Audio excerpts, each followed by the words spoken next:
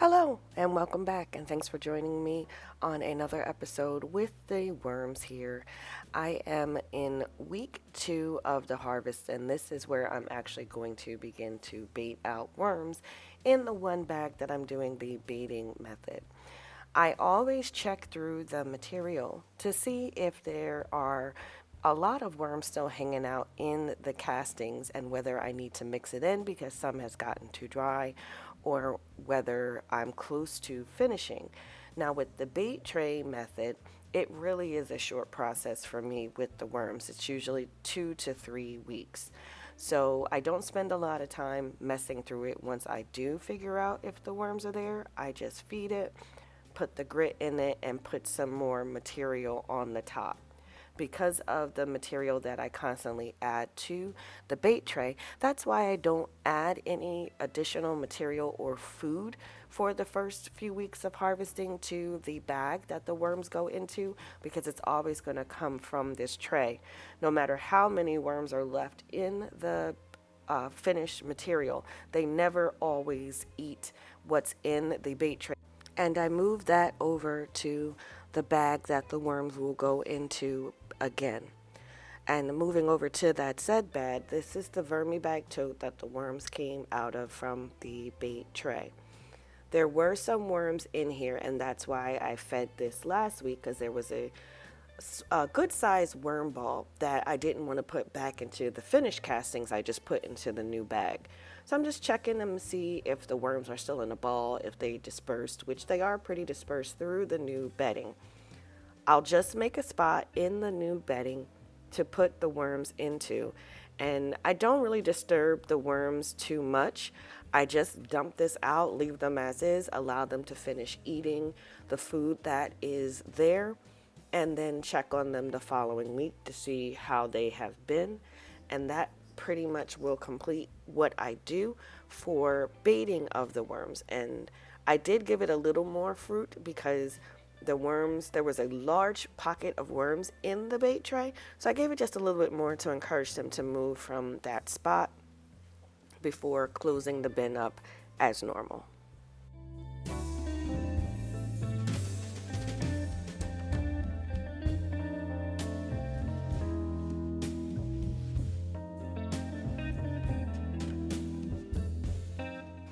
Now, my second Vermibag tote is not in any type of harvesting situation.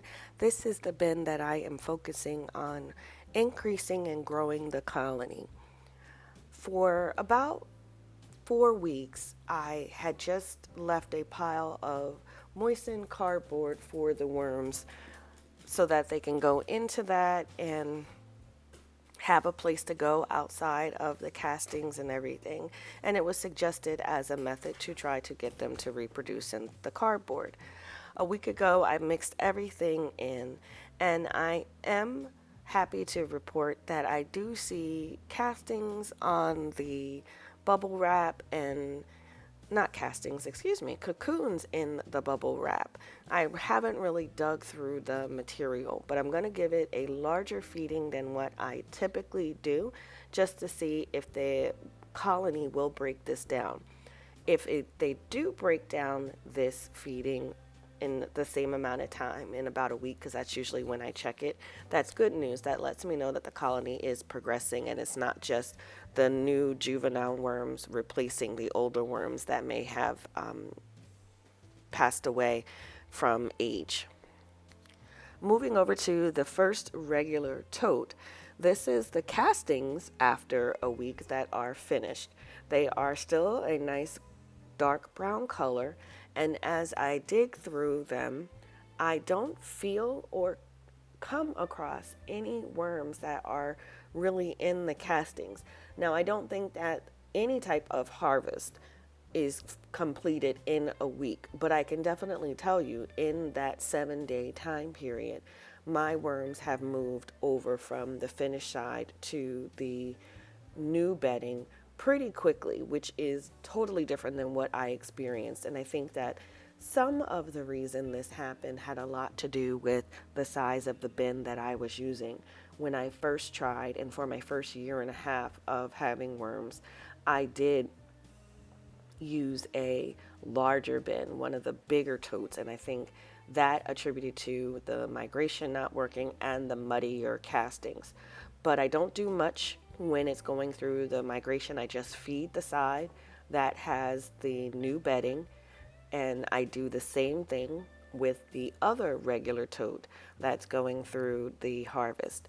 I don't mess around with it much. I don't want to bother the worms at all that are in the new bedding, and I do want to encourage the worms that are in the finished castings to move over. That's why I only feed it.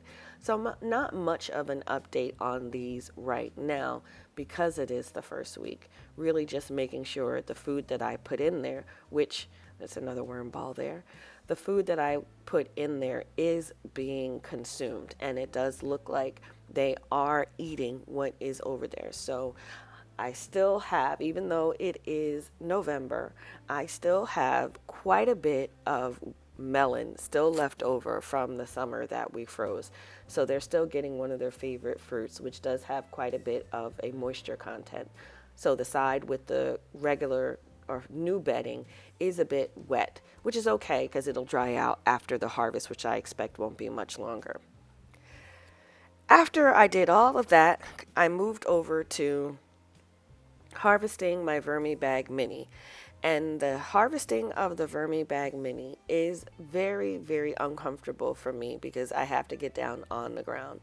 I haven't found a setup yet that allows me to raise it up higher, and I wish I had someone who was crafty that could build something that I could raise and lower easily to do the harvest. But this is how you harvest a Vermibag Mini. If you It gives you a zipper at the bottom, and you kind of want to dig into the castings until you start to hit that point where you can fill the shredded cardboard or whatever you use as the new bedding. I knew there was going to be a lot of material with this particular harvest because I hadn't harvested this one in quite some time, and I was doing that on purpose to harvest it along with the regular totes. I also was expecting that a lot of this material was going to be wet. From back in September and August, when I was testing the boundaries of the bin to see if I could get any of the leachate to produce at the bottom, I knew that that water had to go somewhere. And I did not think that all of that moisture from the food and the water can just evaporated out of the sides. So when I was harvesting this, I noticed that I had pockets of really wet and really moist castings, and then I had pockets that were super duper dry and chunks. So normally this will fall out kind of like what you would find in your regular totes, like it would come out just as a nice flow, but this is coming out in huge bricks and kind of muddy chunks, which I am not too happy about, but also kind of expected it. So I took about as much as I wanted to because I felt like that was a lot. This whole bin is filled, and it's not the pizza bins that I normally use, but it's still a good sized bin. And then I transferred it to one of the white dough rising bins, and when I went through it, there were a lot of, like I said before, real clumps and chunks of material. So I'm not going to bother with trying to harvest this right now at all because it will just frustrate me as the castings are so wet, they're not going to go through a sifter. What I'm going to do instead is air these out for about a week or two. I'm going to put the mosquito screen over it first to kind of get it to dry, but I'm not going to leave the mosquito screen on it the whole time because I don't want to completely dry out just in case there were worms that I missed. So I'm going to do 1 week with the mosquito screen, and then I'm going to keep wrapping it with the bubble wrap until I am sure I want to do a harvest. But that completes the harvest for the Vermibag Mini. And then once the harvest is done, the level of content in the Vermibag Mini has reduced completely. You can see by that nice little dirt ring at the top where all of the castings were before. So I, as usual, take the castings from the side and mix it in just to see if there are any food particles and to get those drier particles to the inside so that they are in contact with the moisture. And then I'm going to feed this bin up really well, and this is more so to encourage the worms to come up. So I'm going to put another layer of shredded cardboard into the system. I want to bring up the level of the material, but again, do it in a slow and controlled way instead of just dumping a whole bunch of castings. I always make sure that when I add cardboard, I do wet it. It might be smarter on my part to add the water outside, but I always tend to add the water in the bed or bag. So I added water to it, and then, as I said, I gave this a really good feeding for this week to get the worms to come up from the bottom. It is my belief that the worms that were hanging out in the newly added bedding are now towards the bottom, and you don't want them to hang out there because they can get crushed by the weight of the castings and compacted, and then you lose some of your colony. So I'm making sure I put bits of cantaloupe and squash. Now, something that's kind of controversial is pineapple, and that is a pineapple core there. I don't put a lot of citrus in my bins, and I also don't just do a citrus only feeding. I watched a lot of videos when I first started out, and one of the videos from the crazy worm lady, she did a whole feeding with citrus, and it didn't negatively impact her worms. So I feel comfortable putting citrus in my bins. It is completely up to you how you feel about adding the citrus to your bin. Do what works for you. I am in no way advocating what's right, what's wrong. It is what you would like to do, and I don't have a problem with it.